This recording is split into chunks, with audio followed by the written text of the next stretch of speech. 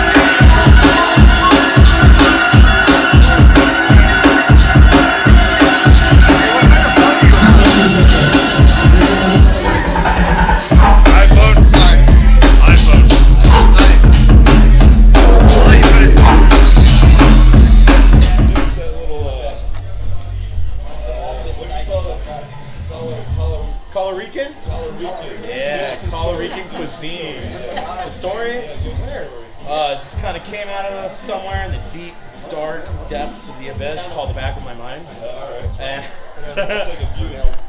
Yeah. So what's the bread called? Okay, so the bread is pan de agua, which is a Puerto Rican water bread.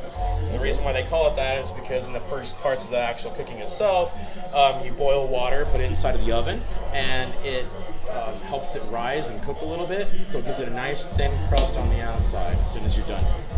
Beautiful stuff.